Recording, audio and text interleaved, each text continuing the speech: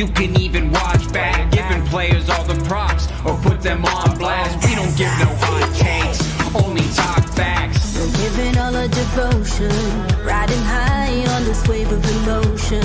Going all out, yeah, cause this is our time. No, ain't no stopping us till we reach the finish line. All in, we came here to win. We're gonna give everything. S-I-C-K on the run. S-I-C-K, sick, sick. On fire, we're ready to fight. We'll bring the house down tonight. S-I-C-K on the run. S-I-C-K, sick, sick. Playing on the car ride, play it when you lounge. X and O, you know that we can hold it down. Shout out to my man Sammy, got it off the ground. And to all the listeners tuned in right now, got debates, analysis, and speculation. This is sports talk for the new generation. You know where to find us, got a reputation. Sick podcast, your #1 sports destination. Giving all our devotion, riding high on this wave of emotion. Going all out, yeah, cause this is our time. No, ain't no stopping us till we reach the finish line. All in, we came here to win. We're gonna give everything. S-I-C-K on the run. S-I-C-K, sick, sick. On fire, we're ready to fight. We'll bring the house down tonight. S-I-C-K on the run. S-I-C-K, sick, sick. S-I-C-K is the sickest podcast. Tune in for the audio, or you can even watch back. Giving players all the props or put them on blast. We don't give no hot takes, only talk back. S-I-C-K, S-I-C-K, S-I-C-K, S-I-C-K, S-I-C-K, S-I-C-K, S-I-C-K. All in, we came here to win. We're gonna give everything. S-I-C-K on the run. S-I-C-K, sick, sick. S-I-C-K is the sickest podcast. Tune in for the audio, or you can even watch back. Giving players all the props or put them on blast. We don't give no hot takes, only talk facts. We're giving all our devotion, riding high on this wave of emotion. Going all out, yeah, cause this is our time. No, ain't no stopping us till we reach the finish line. All in, we came here to win. We're gonna give everything. S-I-C-K on the run. S-I-C-K, sick, sick. On fire, we're ready to fight. We'll bring the house down tonight. S-I-C-K on the run. S-I-C-K, sick, sick. Playing on the car ride, play it when you lounge. X and O, you know that we can hold it down. Shout out to my man Sammy, got it off the ground. And to all the listeners tuned in right now, got debates, analysis, and speculation. This is sports talk for the new generation. You know where to find us, got a reputation. Sick podcast, your #1 sports destination. Giving all our devotion, riding high on this wave of emotion. Going all out, yeah, cause this is our time. No, ain't no stopping us till we reach the finish line. All in, we came here to win. We're gonna give everything. S-I-C-K on the run. S-I-C-K, sick, sick. On fire, we're ready to fight. We'll bring the house down tonight. S-I-C-K on the run. S-I-C-K, sick, sick.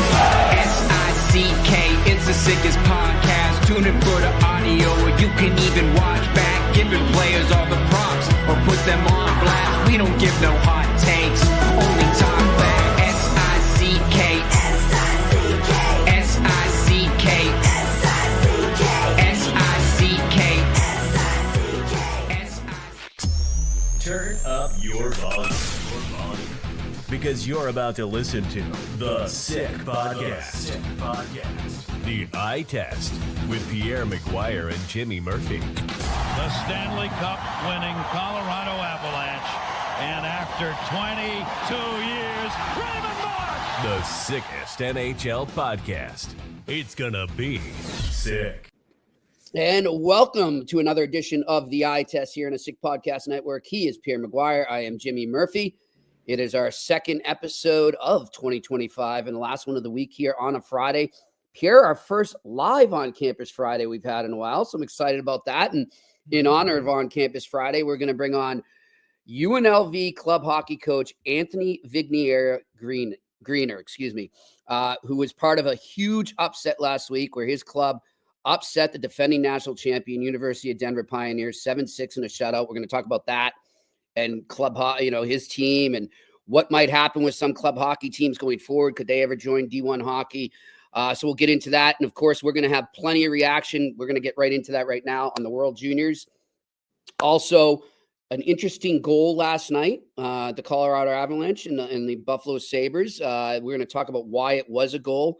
And then we'll get into the controversial stuff going on in Vancouver and with the Canucks and everything right now. And maybe as a coach, Pierre, how you would kind of smooth things out there. But let's get right into the World Juniors right now, Pierre. We're going to play a clip here. I apologize in advance to all you Canadian fans out there listening and watching right now. But this is what it was like last night for Hockey Canada at the World Juniors. Back in the corner. Sikora. Back to Juracek. A shot that was blocked. Juracek feeds it back across. Yeko scores. Adam Yeko. Power play goal. And the Czechs lead with 39 seconds to go.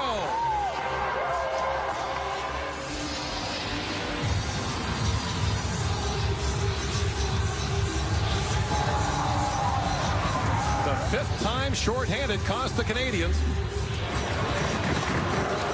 a broken play on the block, and then everything breaks down. Really nice pass to Yeko, who gets all of this shot short side. Not a lot to shoot out there, but beats Carter George clean. So the Czechs score in the first minute of the game, and now in the last minute of the third.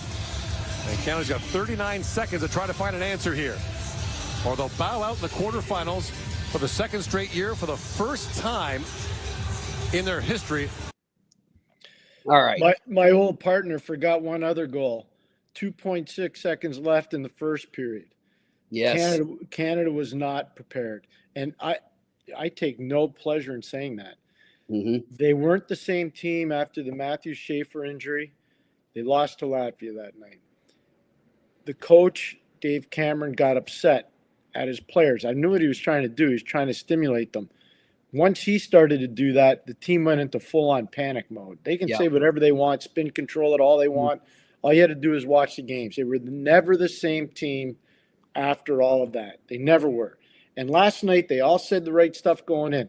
We're going to be disciplined. We're not going to take penalties. We're going to be smart. We're not going to run around. We're going to play to our identity. They took 5 penalties in a knockout, a single elimination game. Yeah. And Pierre, I'm sorry. No, Jimmy, I'm sorry. Like I'm telling you. So this takes me back to when I was broadcasting this event. Okay. Mm-hmm. And I got the dates here. From 2005 to 2009, I did every one of those games. Canada won gold. And here's what happened. From 1998 until 2004, Canada did not win a gold. In 98, they lost. In 99, they lost. In 2000, they lost. In 01, they lost. They got a silver in 02. They got a silver in 03. They got a silver in 04. From 03 and 04, I was there for those. 03 was in Halifax. Marc-Andre Fleury was an underager going into his draft year. The Russians were just a better team. It was great that Canada got there. In 04, Canada was the best team. It's the first ever gold medal for the Americans. They earned it. They had a lot of heroic efforts in that game. Zach Parise was on that team. Ryan Suter was on that team. Mark Stewart was on that team. Ryan Kessler was on that team. There were a lot of really good players in that team for the Americans. But the Americans beat the Canadians. And what happened after that, Bob Nicholson said, enough. We can't go 7 years without a gold medal in Canada. So we're fixing this now. Mm-hmm. And they didn't go politically correct. They went hard into the fire. And they said, you know what, we're done. We're not bringing in Hockey Canada guys. We're not bringing in who the committee wants. We're bringing in the best guy. And the best guy was Brent Sutter. And they brought Brent Sutter in there. And you ask any player who was on that 05 team, that played in Grand Forks, North Dakota. Ask any guy. Sutter was the difference. Okay? And Sutter didn't want to do it again. Brent didn't want to do it again in 06. But Bob Nicholson said, you know what, we need you back in 06 because this team's, we're in Canada. It's not that good a group, maybe. We need you. It's a young group. And so he's there, and Craig Hartsburg's his assistant. Those are not Hockey Canada guys. I'm telling you. Mm-hmm. And guess what happens? They win again in 06. Yep. And then Brent says, okay, I've had enough. I want to keep focusing on my Red Deer Rebel team. Or maybe I go to the NHL, which is eventually what he did. But Hartsey takes it over. He does a magnificent job in Leksand, Sweden. Carey Price and Jonathan Taves, a shootout game with the Americans. They steamroll the Russians. And then in 08, Hartsey takes him again to the Czech Republic, to Pardubice. And they beat the Swedes in overtime to win the gold medal again. And then in 09, who do they go to? Not a Hockey Canada guy. They go to Pat Quinn, a former NHL head coach. Yep. So they didn't mess around. It wasn't Hockey Canada appointees. They went out and got the best guy. They didn't care where he coached, where he was from, who he was. They wanted the best guy. Yeah. Hockey Canada needs to do that. They need to look in the mirror. Yep. I'm with you on that 100%, Pierre. And I think we had a conversation to do more with the NHL when sometimes teams get too infatuated with their internal staff or former players or what have you, popular people within organizations. And it's usually when they go outside that and they bring in somebody that has a more objective point of view and is just there to win. It has nothing to do with all the politics, like you just said, that goes on within the team. He's just there to win. And it usually they succeed that way. So I'm with you. I think 100% that's what Canada needs to do right now, Pierre.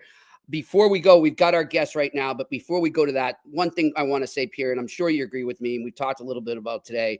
Look, I get the angst. I get the frustration that's going on amongst Canadian hockey fans right now. Mm-hmm. And I understand it, and I love their passion. There isn't a more passionate hockey country in the world. I get it, and I respect all of that. That being said, lay off these kids. The stuff that I'm seeing, the insults, the attacks on social media, enough is enough. Lay off it. They're kids. You want to go after somebody? Go after Hockey Canada for what Pierre just said. Look at what they did. Criticize what they did because they're the ones who put the team together, not the kids. The kids are just there, and they're out there trying. They're trying hard. Just because they lost doesn't mean they weren't trying. They give their all, and they were proud to represent their country. So lay off those kids. That's the last I'll say of that. All right, let's get to the guests because we got a lot of other stuff I want to get to you on later, Pierre. But we've got a good guest coming up here. It's one of the bright. I feel like we're talking so many negative stories lately in hockey. Well, let's talk something positive here. Maybe not for University of Denver fans, but last week the UNLV club team upset the defending national champion, University of Denver Pioneers. Now, yes, I understand that the Pioneers didn't have their coach. They have some players who are over at the World Juniors right now representing USA, and I get that. But they still went in there, and they still beat the defending national champions. Mm-hmm. We're going to go to this clip, and then we're going to bring on their head coach right now. So let's go to this clip right now for UNLV club hockey. Matthias Dalmonte for UNLV, and he scores, and UNLV going crazy on the bench. They win the shootout and the exhibition game in overtime. Dramatic comeback for Denver, down 5-1 after 2 periods. They tied it at 6, but it was UNLV in the penalty shots that will go home happy. All right, and here is the head coach of UNLV joining us right now, Anthony Vignieri-Greener. Coach, bring us back to that moment. What's going through your mind as you get ready to watch him take that shootout attempt, and then when Del Monte scores the game clincher? Yeah, just watching it gives me chills. But there's a lot of thought process going through it at the time. We're going through the list. I'm talking to both other coaches. Who's going? I knew my first 2. I'm going back and forth in my head. Del's, no offense to him, I probably wouldn't have picked him in a million other games. But the moment and what he's done for this program, I just looked at him and said, go be a hero. Yeah. And that's what he was for our program. That's great. Yeah. Hey, Coach, I've been in Magnus Arena many times. What's it like when you take your team in there and you know you are the certified underdog walking in there? What's that like for you? Yeah, we were definitely the underdog. Obviously, the draft picks and what DC's done with that program is amazing to watch. Definitely eye-opening. But we knew what was ahead of us. We wanted to just make sure that we were defensively sound. Our message all week was, hey, let's embrace this opportunity. And it was a huge opportunity for our program. Thank you for the Denver Pioneers for giving us this opportunity. But we came in there with a game plan. We wanted to be defensively sound, kind of shrink the zones a little bit, slow them down in the neutral zone, always make sure we were fighting to get above the puck, making sure our center was layered above the puck.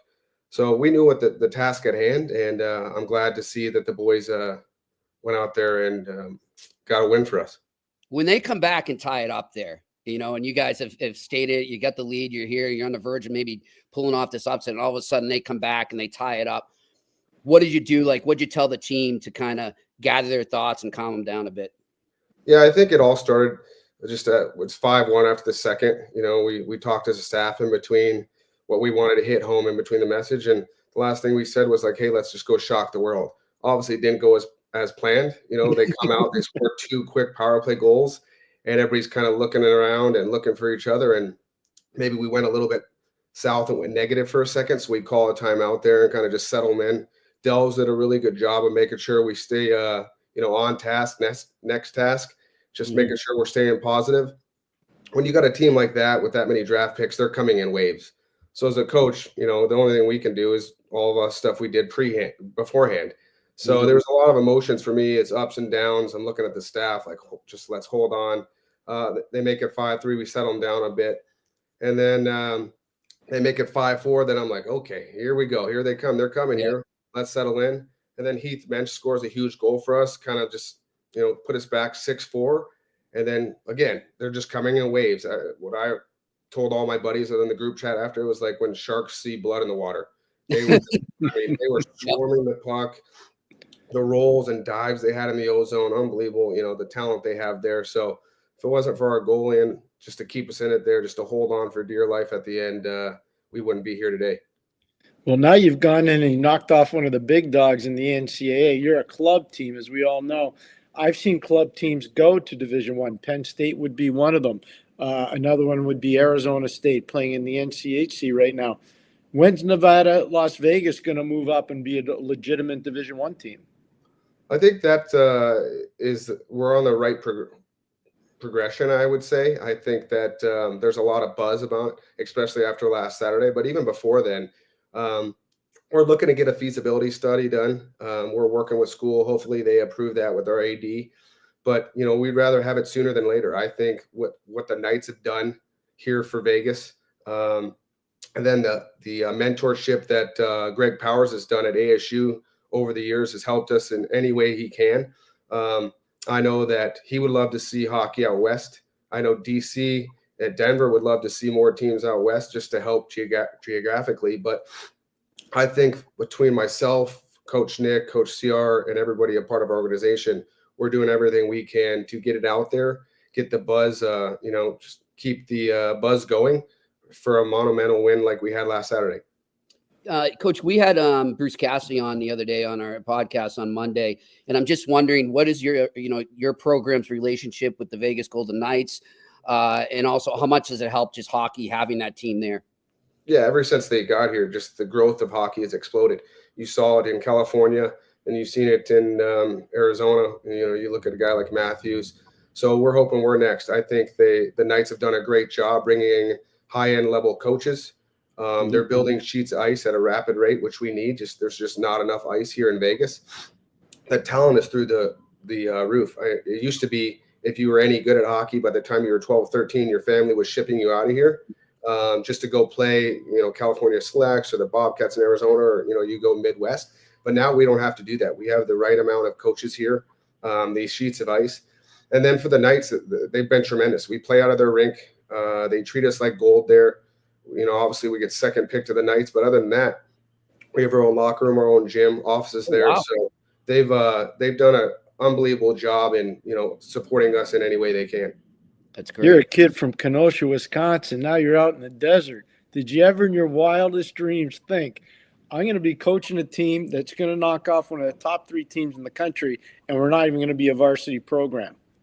No, honestly, we've had some here. We've had some games in the past. We were talking as a staff, like, we're going to get one NCAA win, this year. Obviously, we didn't think it was going to be against Denver. We put in a good game plan. When you were going again a team like that, defending national championship with only one guy and their coach gone, the odds are stacked against us. So we were hoping. We opened up at Lindenwood, maybe we'd steal one there. We played 2 really good hockey games with a young group here. No, it's been a wild ride over these past 9 years, but there's been a lot of blood, sweat, and tears, and I wouldn't change it for the world. I bet. That's great. Listen, Coach, we appreciate you joining us here on the Eye Test on Campus Friday. We wish you the best of luck out there, and hopefully see you in some games out east here. Do you guys ever come out this way? Yeah, we'll go. So this year we've been in Chicago. We'll go North Dakota. I don't know maybe we go play New York next year. Just we have a few open weekends that are out of our league, but hopefully with this, I have 4 Division I games scheduled for next year. Maybe we'll get a few more. Maybe get a little eye open here and give us the offer to come out a little bit more. Well, I'll make you one offer. If you're serious, we want to come and help you. We'll help you anytime. I love what you're doing. Way to go. I couldn't be more thrilled for you, Coach. Way to go. Thank you. I appreciate you guys having us on. The kids and the coaching staff beside me, they deserve it. They've paid their dues. They worked their way. They gave up, they sacrificed their Christmas break. First time in his program history, we haven't had a Christmas break. They missed Christmas with their family to stay here and practice and prep for these games. So thank you again for having us, and we'll stay in touch. I appreciate it. Yeah, well done, Coach. Thank you. Thank you. Shout out to the goalie too, Jeremy Foreman, because man, what a game by him. So. UNH guy. Do you bust him at all? Is he a UNH guy or not a UNLV guy? Like, what do you do? No, he's a UNLV guy now. He just cemented history at UNLV, so I think he's going to be a UNLV guy from now on. He's a legend now. Hey, listen, Chief, if you ever, like Pierre said, if you need some help, I just gave you a follow on Twitter there. So if you ever need me to promote anything, just let me know. We appreciate that, guys. Thank you. I love what you're doing, and I look forward to talking to you soon. Thanks a lot, Coach. Right. That's UNLV head coach Anthony Vignieri-Greener joining us here on Campus Friday on the Eye Test. Pierre, it's something like when you see a David / a Goliath like that, it's always a great moment to see that in sports, whatever sport it may be, hockey, football, baseball, what have you. So that's such a thrill for those kids in that community. And like he said, hockey is growing there, and it's great that the Vegas Golden Knights have incorporated themselves into that community, and they're helping a program like that get bigger. Well, the Foley family who own the Vegas Golden Knights, George McPhee, who's a passionate hockey guy, Kelly McCrimmon, who understands grassroots. Obviously, Coach understands exactly. And I loved what he said. He said they're bringing in high-caliber coaches with the Vegas Golden Knights, and I guarantee you those guys are putting work into the community. I guarantee you they are. And I loved what he said about needing more ice. And the Foley family's involved in building more. Yeah. It's and to Gary Bettman's credit, Jimmy, everybody knocks him on these non-traditional hockey market expansions. He got it right, and everybody else got it wrong.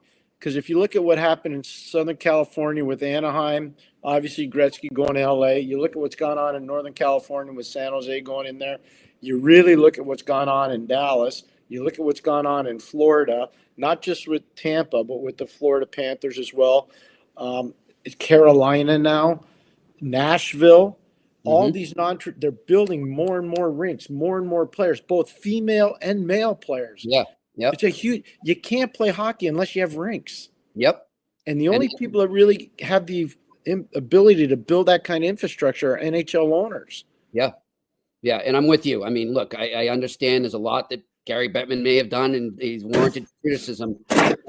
We'll give credit where it's due, and he deserves a lot of credit for growing the game. People forget that sometimes. And you now look at these drafts, and when you're looking at the list, I've noticed it progressively going to drafts over the year, and you start looking at the list of prospects and where they're from, and you're like, Arizona, Texas, what?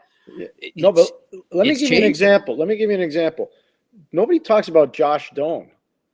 Josh Doan's from Arizona. His dad's, Shane. Yep. Great My player. kid played against him for a lot of years. Then I'll use, he talked about Austin Matthews. I get it. Austin Matthews stands up. What about Matthew Nyes? Matthew Nyes, yep. He's from out in Arizona. Yeah. You know, the Niedermeyer boys are from Southern California. I know they live in Canada now and they're going to college.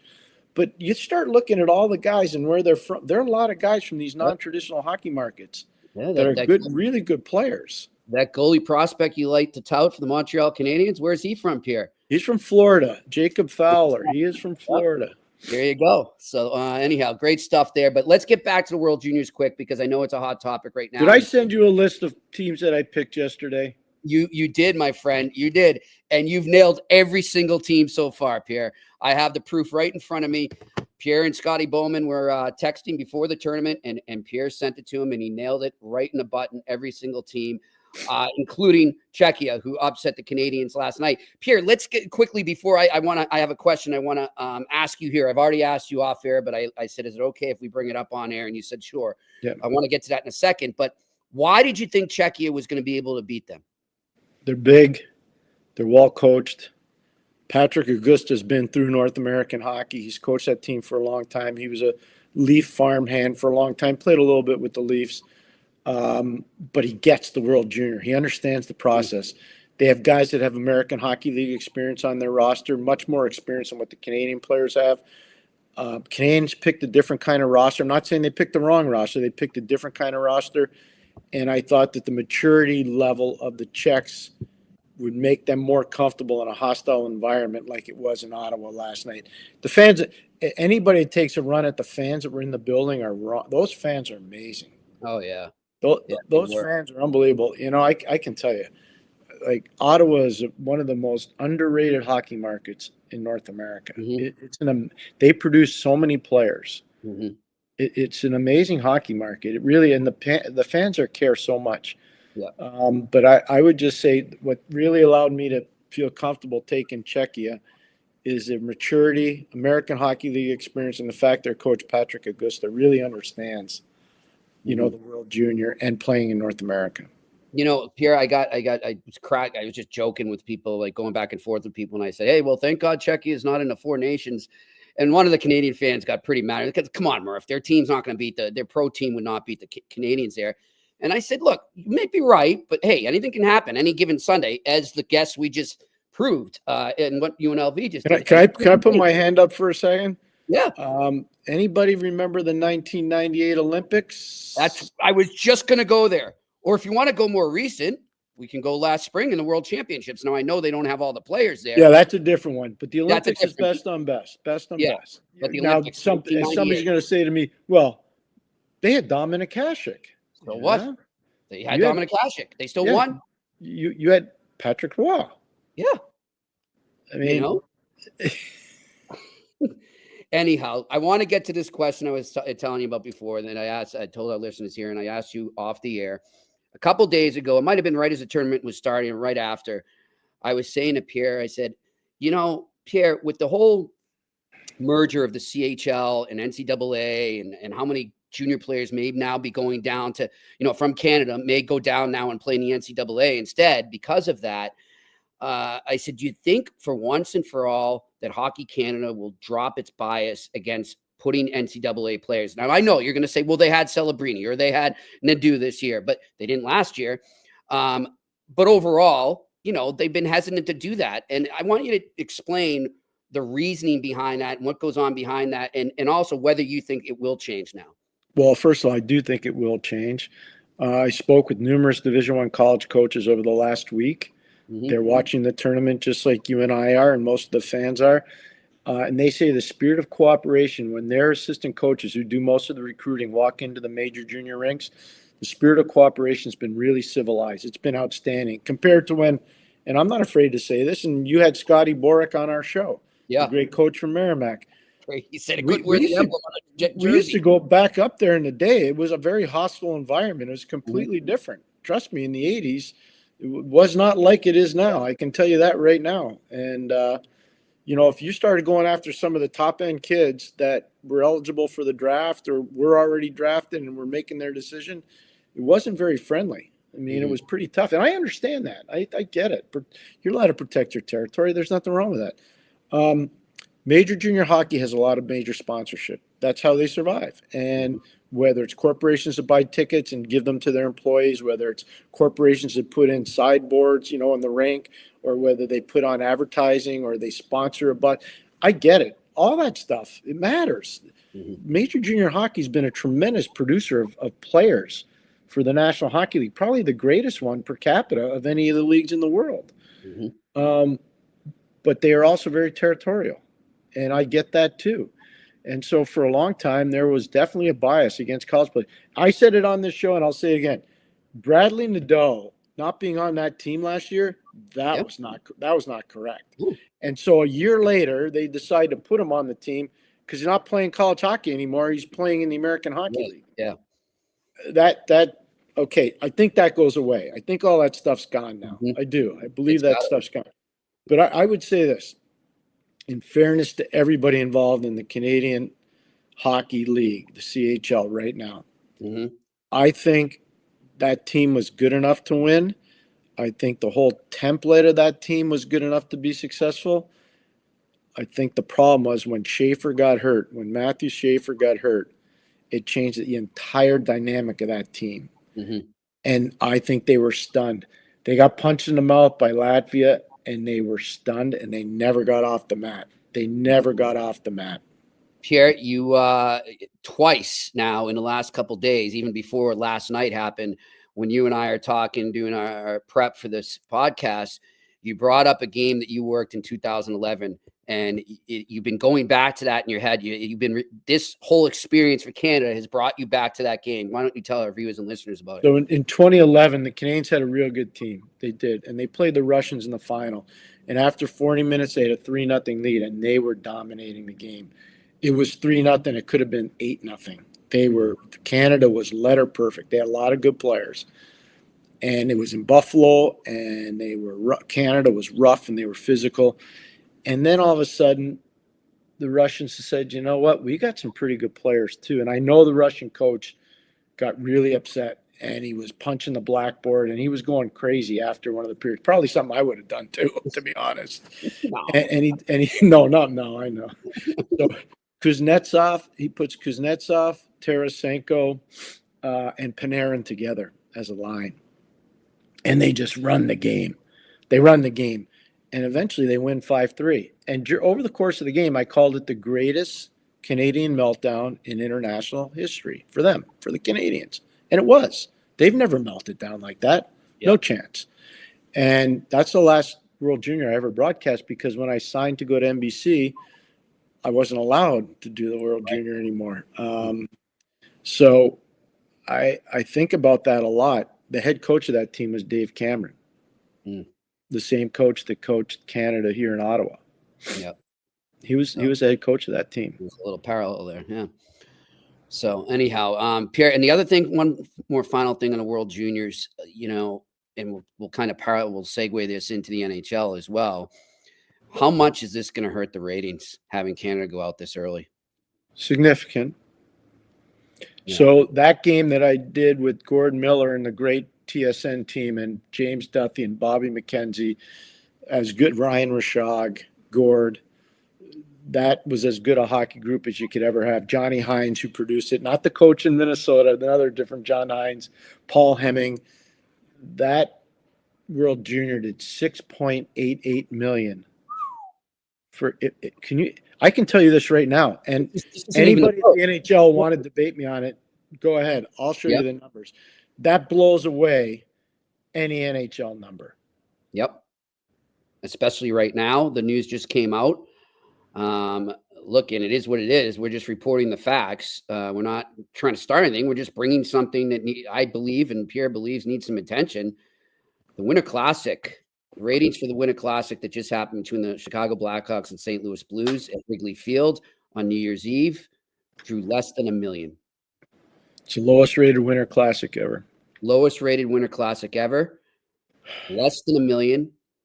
I said to Pierre just now, I said, why, well, maybe they could have promoted it a little better. A lot of people didn't even know it was happening. And as you said, I think they knew it just might not be the best matchup. And I've said to you, I've asked you, like, well, why not flex? And you said, I don't know, because they do have the ability to flex. Yeah, right? you can't. That game you couldn't flex on. I'll tell you what. you set up the whole thing because of corporate for sponsorship. uniforms, corporate sponsors, giveaways for travel.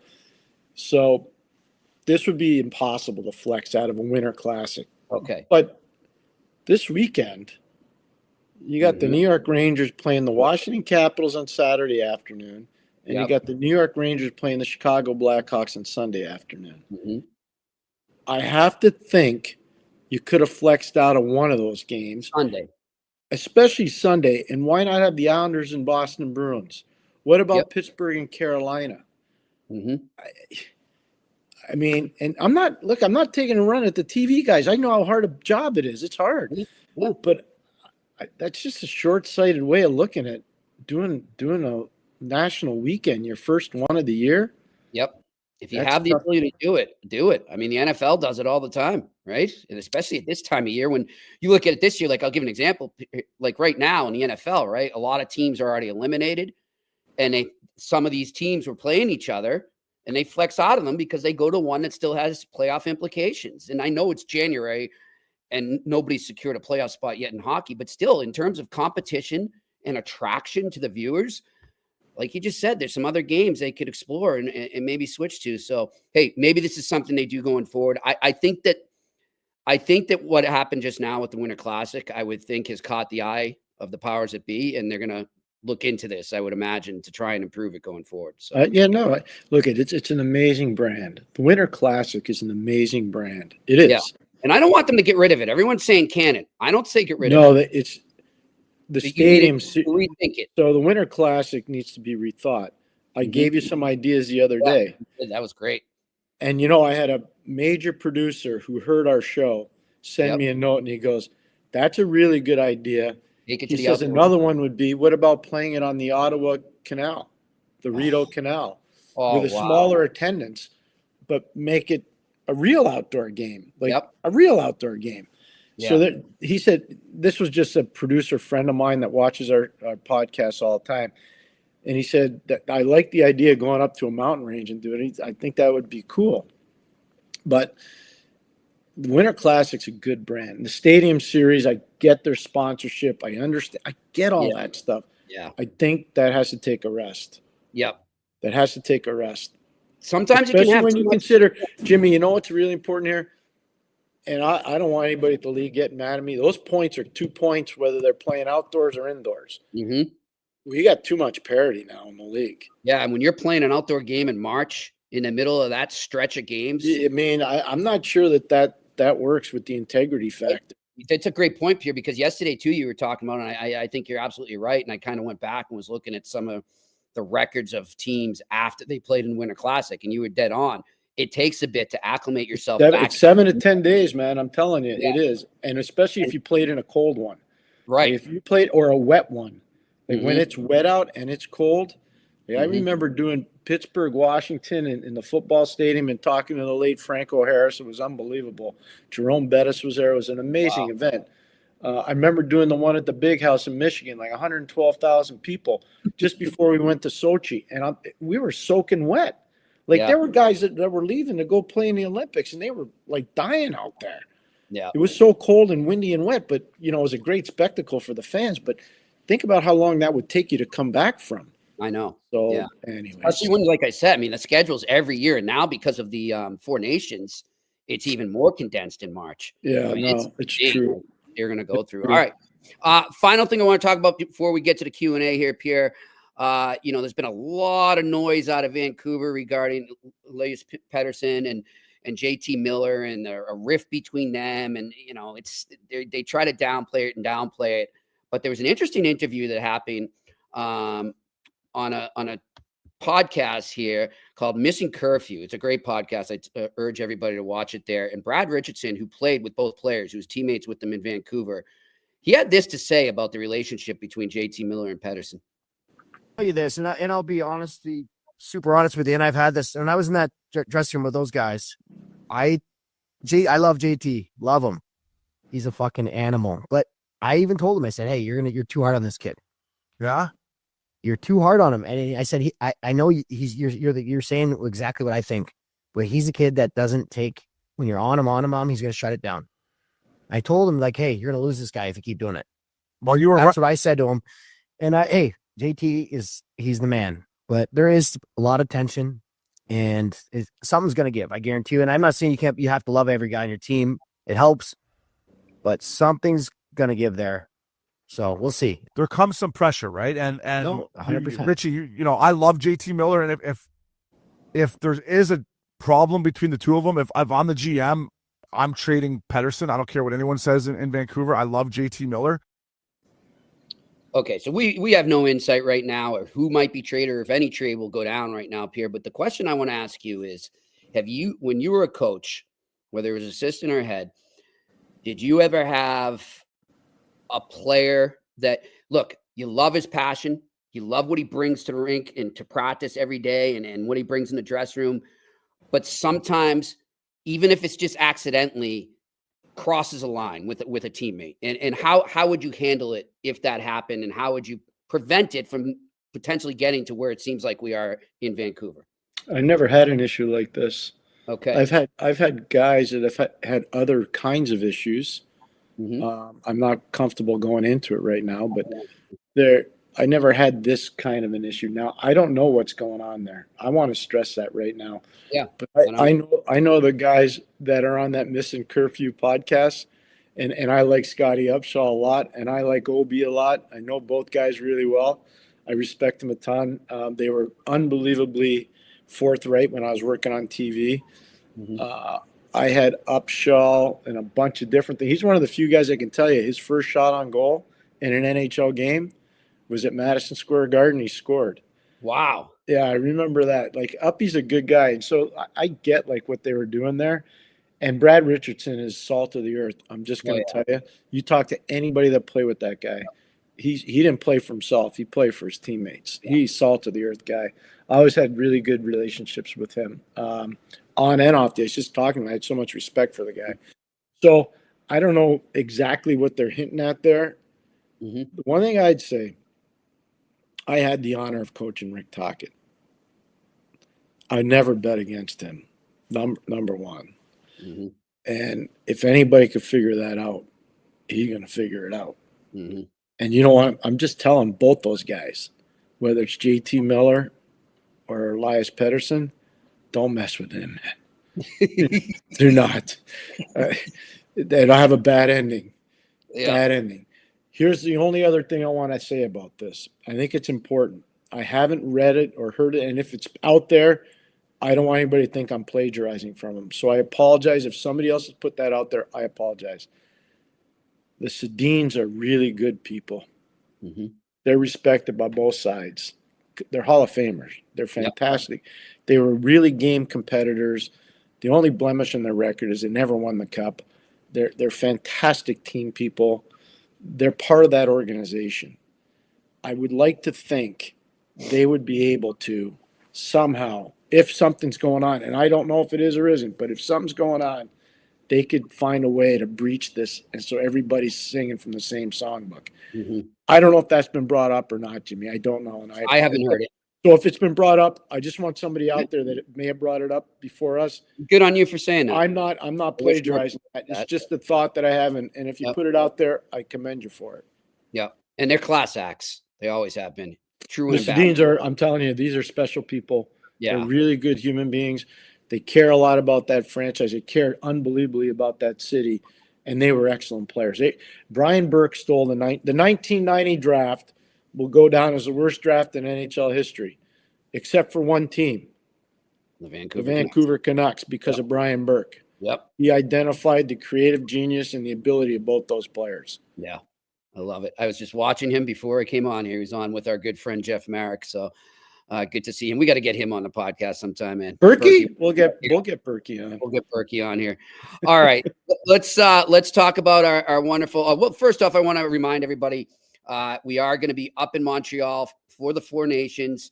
The first week when the games are in Montreal, we'll be at McLean's Public House. That's the new McLean's up on 1420 Peel Street, not lower.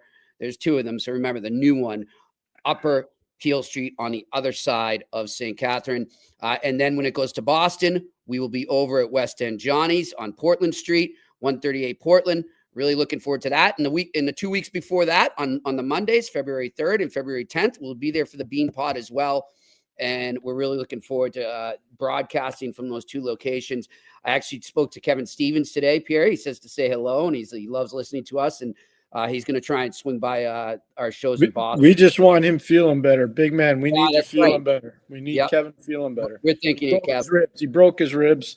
Yep. Kevin, I'm letting it out there. Don't worry. Everybody's going to be cheering for you, but we need you to get better, Kevin. Yeah, geez, that's a tough injury to have. We're thinking of Kevin. Looking forward to seeing you next month there. And let's go right now to our wonderful sponsors, Betway. You bet the beauties with Betway and join the action. Go all the way with Betway and get a free bet up to $200 if your first bet loses. Scan the QR code on the screen or click on the link in the details section to create an account and redeem your welcome offer. The offer is available only for new customers right now. Terms and conditions apply. It's not available in Ontario right now. You must be 18 plus, and please play responsibly. Let's give you my sick pick of the day. It's time for Sick Picks. Brought to you by Betway. All right, Pierre, I'm going to go to a place that we were actually hoping to be tonight. Unfortunately, it didn't materialize, but I'm going outside the box. Denver, Maine. Picking some college hockey, going up to Orono, Maine. That barn is going to be rocking. I would love to be in Alphon Arena tonight and tomorrow night. 2 games set between University of Maine and the defending national champion, aforementioned Denver Pioneers. Look, as Pierre has told us, it's one of the toughest places to play. It gets loud. They've been ready for this game. This was the one that circled. They are slight underdogs going into this game, but I think they pull off the slight upset. Give me the University of Maine Black Bears on the money line. You can go over to Betway right now, get them at plus 125. You want to take it a step further, minus 1.5, you'll get them at plus 210. So if you got a lot of faith that they can get maybe the empty netter at the end, go with that. But I like Maine to pull off the upset tonight. All right, let's get to the Q&A. John Flagel, instead of trying to outsmart the competition, just pick the best available players and go from there. Comments, I believe John's talking about the World Juniors. Pierre? I always agree with that. Yeah. Always pick the best players. Yeah. You know, they tried Hockey Canada, to their credit, they tried a ghost roster for a long time. You got to have this, you got to have that, and you got to have that. And then, you know what? They said, we'll turn those great players into checkers, but just let's get the best players. And if you go look at the 2002, okay, this is after 98. Mm-hmm. 98 in Nagano was a disaster, okay? Yes. They had a meeting of the minds, and they said, we're fixing this. Got rid of the ghost roster. And what do? They put Pat Quinn on the bench, and Gretzky's a GM, and Gretz is all about getting the best players. And they go in, and you look at that team. Mario Lemieux's on that team. Paul Kariya's on that team. Jerome McGinley's like, go look. Joe Sakic's on that team. Guys like Murderers Row. Michael Pekka's on that team. Christopher Pronger. Scott Niedermeyer. Curtis Joseph got pulled after the first game, and they put in Brodeur. Like, I can go down all the stuff that happened. I was doing those games. And all I'm going to say is they didn't do a ghost roster. They got the best players. Yep. And those best players, they were told, if you don't want to check, you'll be sitting down. And we'll get somebody that will check. Yeah. And they were good. Don't try to get cute and just do the best play. I'm with you on that. I like that. All right, next question. A to Z me. Hage, Misa, not selected because they play somewhere else, in quotations, you meaning NCAA hockey, is absolutely ridiculous thinking. Do you guys think this latest loss will force a new open selection direction? A to Z me, I'm sure you put that question up before we discussed it earlier and Pierre answered. But yeah, as Pierre said earlier, we do think that that's going to change. They're going to start to be more open-minded when it comes to NCAA players. I'm going to throw it out there. There are 2 guys that I know, and I'm not taking a run at anybody that's scouting for Hockey Canada. I'm just telling you, there are 2 guys I know that are elite at doing this job. One is Blair McAsee, who just retired from the Toronto Maple Leafs, and the other one is Al Murray. Mm-hmm. You go look at both of their records with Hockey Canada and the World Junior. Go look at their records. I get both those guys on the phone right away and say, boys, we're playing in Minnesota next year. We're in North America. We did it in Grand Forks, North Dakota. We're going to do it again. Like, let's go. Let's get to work. Yep, I'm with you. All right, next question.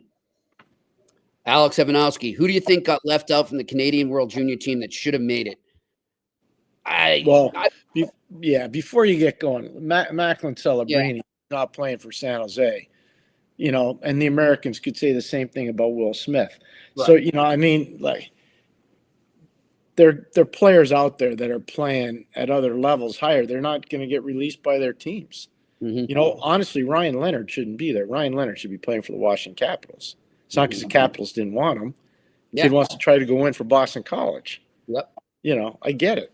So are there players that probably? Yeah. I mean, I don't want to mention names. I don't think it's fair, but I'll say that there's probably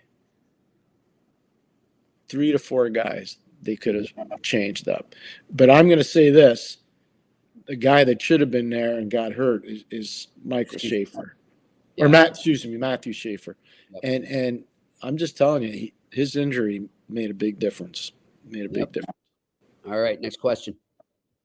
Postnet on 130. World Junior Championships with a Canadian club team, the CHL, with some enforcements being an option for the future. No, I don't see that happening. No. So what what happens if, that case scenario, I'll just throw that out there, that case scenario, and you had Jonathan Tage at the University of North Dakota, you wouldn't take him?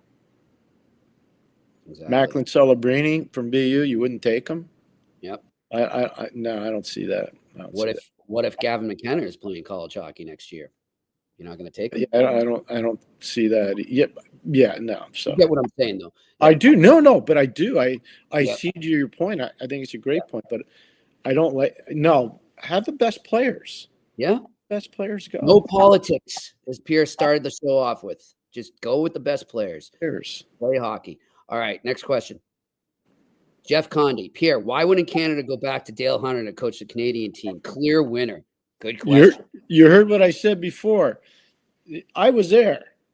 Okay, and I'm not taking a run. In 2003, a real good friend of mine coached a team, Mark Habscheid, and he brought them all the way to the gold medal game with a team that probably shouldn't have gone there. They had an elite goalie named Marc-Andre Fleury, a no-name defense, and a lot of guys that hustle and play their butts off up front. That's a team, by the way, that Eric Stahl got cut from, just so you know. Think about that. And then, so Habby doesn't get invited back for 04, which is in Helsinki, Finland. And they bring a Quebec League coach by the name of Mario DeRoche in. And Mario started the term well, but eventually they lost. And Bob Nicholson saw it. I think all of the coaching could have been better. And so this is a Canadian team that hadn't won gold in 7 years, like a program that hadn't won in 7 years. So they said, we're not messing around anymore. We're like, no more, like, we got to take a guy from here. We're taking a guy who we think is going to make us win. Mm-hmm. And they brought in Brent Sutter. Yep. And I'm telling you, there's not a lot separating Brent Sutter and Dale Hunter. Yeah. There's a lot. They're pretty similar. Yeah. And what happened was you saw 5 years of gold medals. Yep. 5 years. I was there. Yeah. Called every one of them. Yeah. And it was 05 in Grand Forks, 06 Vancouver, 07 Leksand, Sweden, 08 Pardubice, Czech Republic, 09 was unbelievable in Ottawa. Mm-hmm. 5-year run. Amazing. Yeah. But they got the guys with no politics to coach their team. Yep. That's the way to do it. All right, next question. Simone LeBlanc. Do you think Hockey Canada should give a chance to younger coaches? No, why? If Pat Quinn was still alive, I'd say Pat could coach. Yeah, I think they give a chance to the best coach. Yeah, or if that coach is young, then so be it. Yeah, 09, Pat Quinn coached with Guy Boucher and Dave Cameron. Those were his 2 assistants. And I'm telling you right now, there's no way. I was there again. There's no way they win that game. Ronnie Ralston's a coach for Team USA, and Pat Quinn is a coach for – you can't even compare their experience levels. Yeah. Like, it's an apple and an orange. And that's not a shot at Ronnie. The only way you get experience is being thrown into the deep end, and you got to swim. Yep. Well, this was his first foray into the deep end. Pat Quinn had been there. He coached in Stanley Cup finals. He ran NHL teams. He knew what he was doing. Canada was down 3-0 in that game. Pat kept his composure, and all of a sudden John Tavares took the game over, and see you later, alligator. Yeah. They don't win without Pat Quinn. So I don't care how old the guy is. I can tell you right now, I've said this a million times, and this is Simon, I think, asked a question. Simon, I'm telling you right now, Scotty Bowman could coach in this tournament at 91, and he would win. he would blow everybody out of the water. I agree. If you gave him a fair roster. I'm just telling you. Yeah. Yeah, no, you just take the best one. I mean, I don't think Pierre's trying to say he has something against younger coaches. No. Hey, dude, yeah. I was 28 when I started in the NHL. I got nothing against young coaches. Trust me, I think young coaches are great. But I also know you can't buy the experience that a guy like Pat Quinn had or a guy like Scotty Bowman has. You can't buy that experience. It's true. All right, next question. If you could take our first non-World Juniors question, we're like 7 deep. I love it. Bert L., if you could take any Stanley Cup champion for the last 25 years, who would you most like to see in a hypothetical matchup? Ooh, interesting. I'd like to see the 2016 Pittsburgh Penguins against the 2008 Detroit Red Wings. Okay. I'm going to go stylistically. I'm going a little different than that. I want to see the 2011 Boston Bruins against the 2024 Florida Panthers. That would be a war. That would be nasty. That would be nasty. So that's better than mine. The reason why I want to see that is I want to see Sullivan. No, I want to see Sullivan coach against Babcock. Both guys in their prime. Yep. Both, you know what I mean? Yeah. And that's not like Paul Maurice is. We talk about experience. I'll give you an example. Like, let's just say Paul Maurice said tomorrow, you know what? I kind of don't want to coach in the NHL. I'm not saying he's doing this. Please, Paul, don't get mad at me. Let's just say he said, you know what? After this year, I kind of just want to chill out, go hang out in Columbus and spend time with my family in Windsor and all that. And all of a sudden, Hockey Canada says, you know, Paul, we're playing the World Junior in Minnesota, and we'd love for you to coach our team. You don't think that'd give Canada an advantage? Oh, my gosh. Wow. And by the way, as you pointed out, and right on you to do so. All right, so let's say USA. Now, it's not a given. Anything can happen. But let's say they do go on and win gold right now. You don't think they're going to be revved up to do a three-peat in Minnesota next year? Canada better be ready. Like, they've got that date circled already, USA, because they're going to be in there in Minnesota, the state of hockey, and that's going to be huge for American hockey. This is a tease for all the fans out there that are passionate about it, because it's important. You need really a big tease. Watch the World Under 18 this year, because those kids you see on the American team, probably a lot of those guys won't be there next year. Yeah. Like I know Canada can bring back 9 guys, and maybe they do, maybe they don't. I don't know. The USA is going to have a different roster, so you're going to have to really evaluate the U18 team. And one of the things I'd do if I were, Patrick Kelleher and Johnny Van Beesbrook at USA Hockey, I'd try to get David Carl to come back for another year if he wins, because that's that experience thing we're talking about again. And like in Denver, you go into the state of hockey, you're still really revered. They know how good Denver is. Yep. They know. The people know. There's instantaneous street cred there. For sure. All right, next question. Randy Workman, you're the Habs. Keep Evans. Yes. Yep. All right. Next question. Got it right in queue. Way to go, Jimmy. Next question. Brad K. As Ovi gets closer and closer to the great record, will the NHL switch the Caps games from local and national broadcasts in the U.S. and Canada? I would imagine they would. They better. I would hope so. I mean, I don't know. I think once it gets down to 5 or less, I would think. Now, I don't know if that's going to happen this year or not. It could. I don't know either, too. And let's just hope he stays healthy. All right, next question. Simone LeBlanc. JT Miller going back to the Rangers for Zibanejad. Simone, that is the rumor everywhere. I've seen it. I heard it a while back, but it was kind of shot down. I don't know. We're gonna hear a lot of rumors, I imagine, right now out of Vancouver. So just take everything with a grain of salt. I have nothing. I can't report anything right now. That's the way I'll put it. I don't want to comment. I want to be fair to my partner. My partner has been telling me this thing for probably 2.5 weeks now, and I said, no, you're not allowed to say that on the air. So I just want to be fair. Jimmy's been reporting that to me for over 2.5 weeks. Yeah. So we'll see what happens there. I don't like that trade. actually for either team, but we'll see what happens. All right, next question. Happy New Year, Jimmy and Pierre. Is it too early? This is from Steve Lash, by the way. Is it too early to say which teams are either out of the playoff race or will have a hard time making it? I believe Pierre calls it the Mendoza line. No, I don't think it's too early. Pierre and I doing this almost on a daily basis, Steve. So good question. I still think it might be a bit early for everybody because, obviously Detroit's battling back under a new coach. I think Todd's done a good job there. They've won 3 in a row. They're starting to buy into his defensive system. Montreal has won 3 in a row on the road. They're going into Chicago tonight. They could win and then go into Colorado tomorrow. Then on Monday they play. That's going to be an amazing turnaround, Jimmy. So think about it. Columbus, Christmas break. Florida, Tampa, Vegas, Chicago, Colorado, home. Monday you play Vancouver. Ouch. Yeah. It's like that. So I'm just using that. This is what a lot of these teams are facing now. So it's still early. I think we're going to have a better thing probably by the 20th of January, I'm going to say. Probably by the 20th of January, we'll be able to really have a pretty good vision on who's going to make it and who's not. I will say, though, you know what, Pierre, I'll say just to kind of give credence to what Pierre's saying here, not that he needs it, but, I was talking to an NHL scout today, Pierre, and,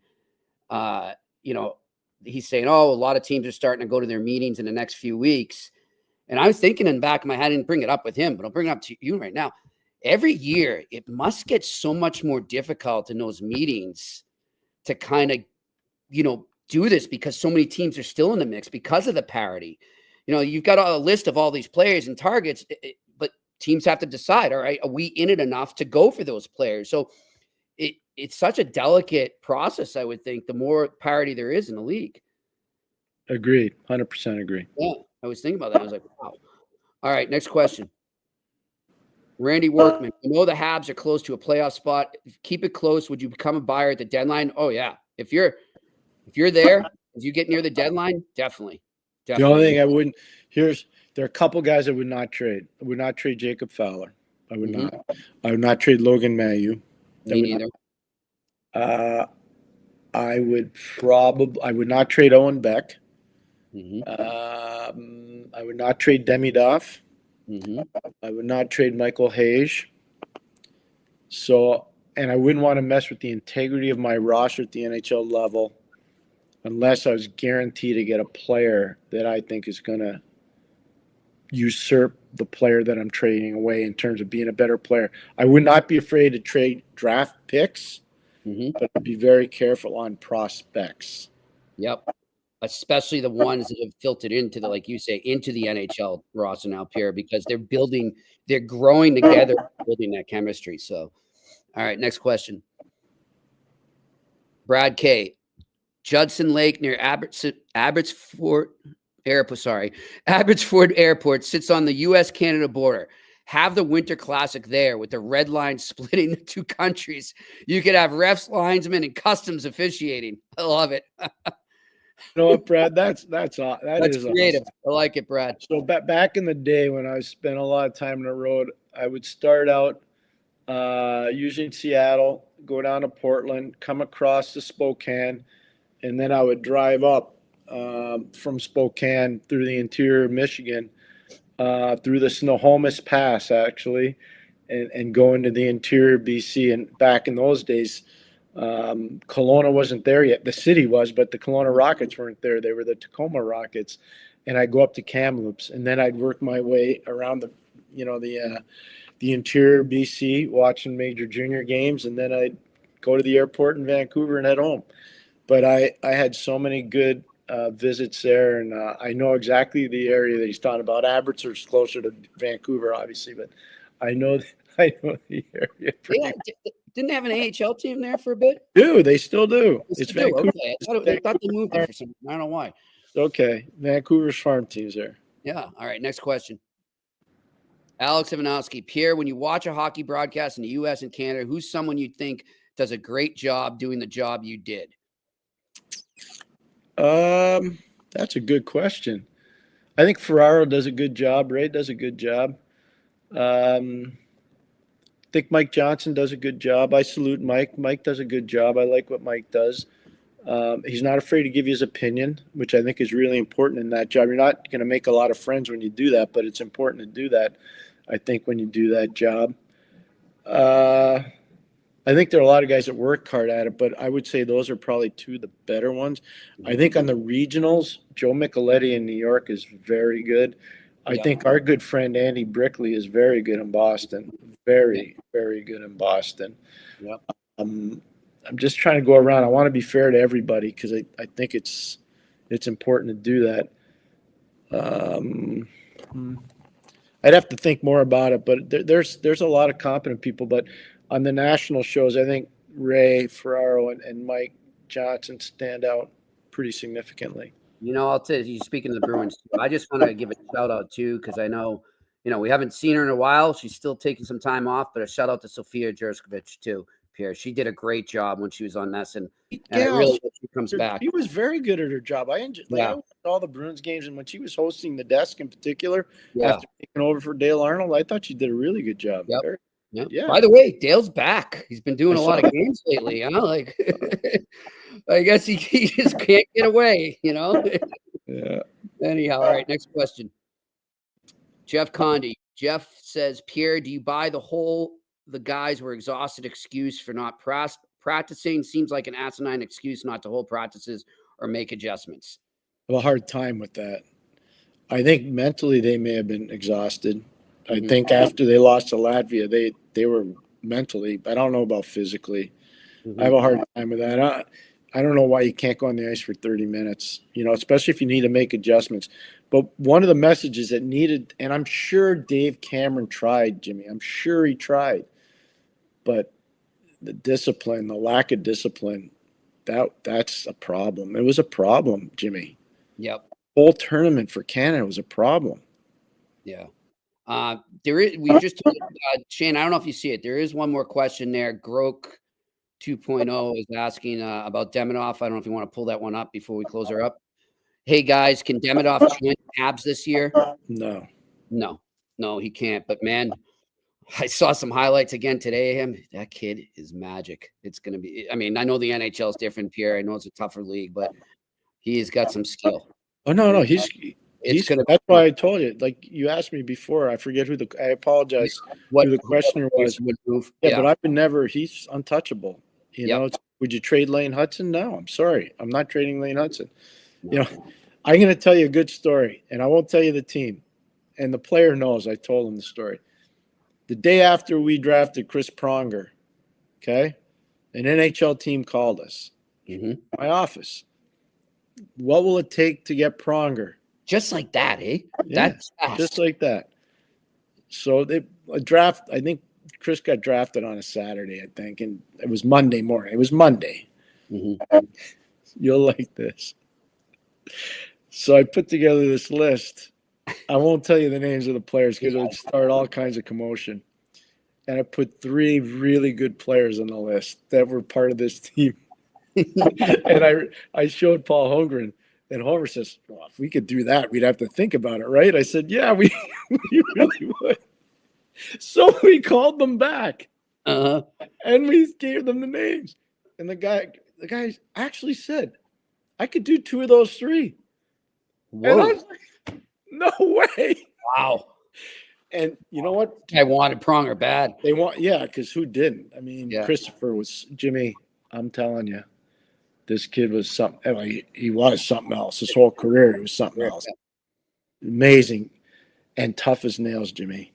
Yeah, tough as nails. And I talked to him about coming on with us, and he promised. We'll get him on. I know he was in Finland with his family. I saw him tweeting from there, so looked like they had a good time. Told me he was coming on. We've had a nice little sit-to at the Hockey Hall of Fame induction. He and I went to a little corner and had a nice chat.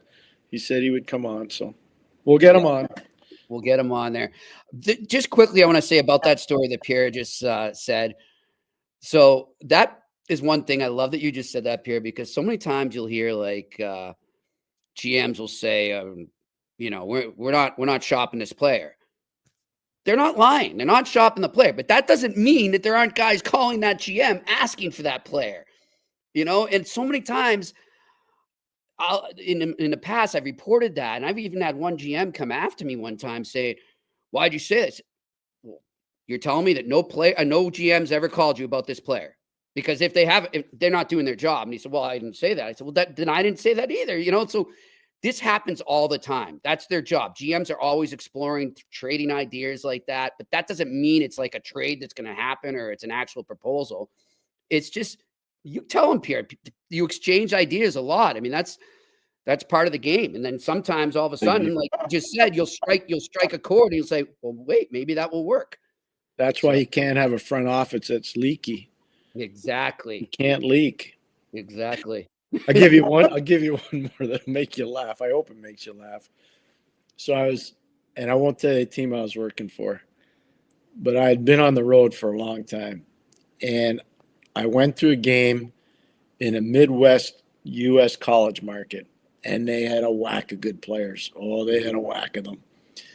And one or two players really impressed me from their team that night. And I'd seen them play a lot because I saw them play before, or seen them play before they went to college. So I was with our GM, and he says, hey, I'm on the phone with this guy, and they want to take this player from us. I said, well, don't take any of their players back because we don't want any of those guys. Like, we're at a different level right now. But I'll tell you right now, I would take X, Y, or Z, meaning prospects. Yep. And he goes, okay, stay here. I'm going to put him on speaker, but don't say anything. So I'm sitting in the corner with my arms like this. Like, back then there was no Zoom or anything, Yeah. Speakerphone was like a huge advantage, Like nobody even knew what that was. Yeah.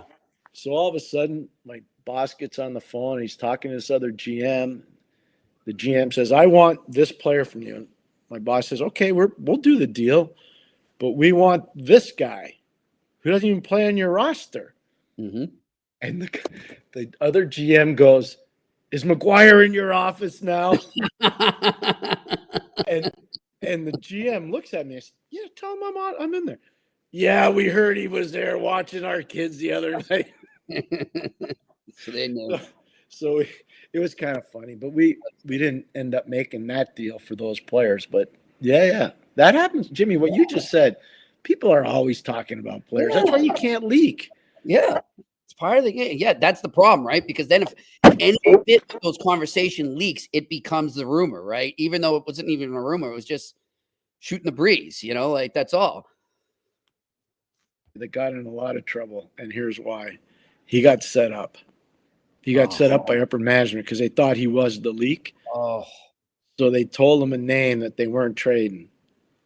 And that guy ran right to the phone probably and called his buddy at the media and said, hey, we're moving this guy.